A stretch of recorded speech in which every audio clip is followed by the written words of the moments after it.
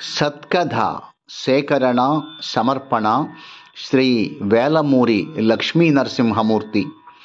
భగవాన్ శ్రీ సత్యసాయి బాబా వారు చెప్పిన కథ. ఒక మహారాణి శ్రీరామ భక్తురాలు. నిరంతరం రామనామం స్మరిస్తూ రామపూజ చేస్తూ ఉండేది. ఆమెకు ఒకే ఒక విచారం ఉండేది. మహారాజు అయిన తన భర్త ఒక్క పర్యాయమైన రామనామమును ఉచ్చరింపడే అని.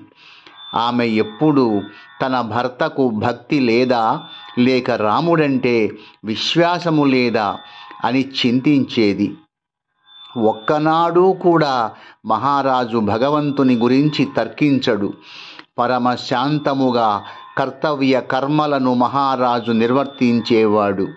మహారాణి తన భర్త రామనామము పలికితే వేణులారా వినాలని, ఆ క్షణము ఎప్పుడు వస్తుందోనని నిరీక్షిస్తూ ఉండేది. ఆమెకు అదే ఆశ. ప్రార్థనా సమయములో మహారాణి శ్రీరామునితో మొరపెట్టుకున్నది. రామా, ఏనాడు నా భర్త రామనామమును పలుకుతాడో ఆ రోజు నేను ఆనందాతిశయముతో పూజానంతరం అన్నదానం చేస్తాను అని. ఒకరోజు అర్ధరాత్రి సమయం మహారాజు తన పడక మీద నిద్రలో అటూ ఇటూ పొర్లుతూ రామా రామా రామా అని ముమ్మారు పలికారు. అంతే, మహారాణి లేచి కూర్చుంది. ఆనందం పట్టలేకపోయింది. ఎప్పుడెప్పుడు తెల్లవారుతుందా అని ఎదురు చూసింది. తెల్లవారింది. మహారాణి మహామంత్రిని పిలిచింది. పరిచారికలను రమ్మన్నది.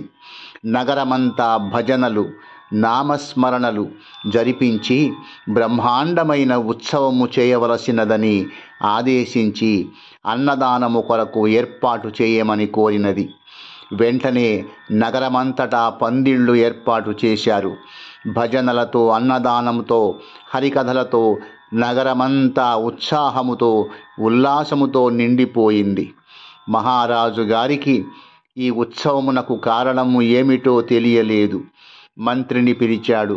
మంత్రివర్య, నగరమంతా ఇంత వైభవంగా ఉత్సవాలు జరుగుతున్నాయి, దేని నిమిత్తము ఈ కోలాహలమంతా అని రాజుగారు మంత్రిని అడిగారు. మంత్రి అతి వినయముతో, మహారాజా, కారణం మాకు తెలియదు, ఇది మహారాణి గారి ఆజ్ఞ అన్నాడు. మహారాజు మహారాణిని ప్రశ్నించాడు. దేవి, ఈ ఉత్సవము దేని నిమిత్తమై ఏర్పాటు చేశారని అడిగాడు. అప్పుడు మహారాణి తన చిరకాల వాంఛను తెలిపింది. మహారాజు చాలా బాధపడుతూ, అయ్యో, నేను నిద్రలో మైమరచి రామా అని పలికానా? ఎన్నో సంవత్సరముల నుండి రామనామమనే రత్నమును నాలోనే దాచుకున్నాను, దానిని ఈనాడు బాహాటము చేశానే అని అన్నాడు. సాధనలు వ్యక్తిగతమైనవి. ఒకరిని గురించి మరొకరు తొందరపడి దృఢమైన అభిప్రాయములు ఏర్పరచుకొనకూడదు. స్వస్తి.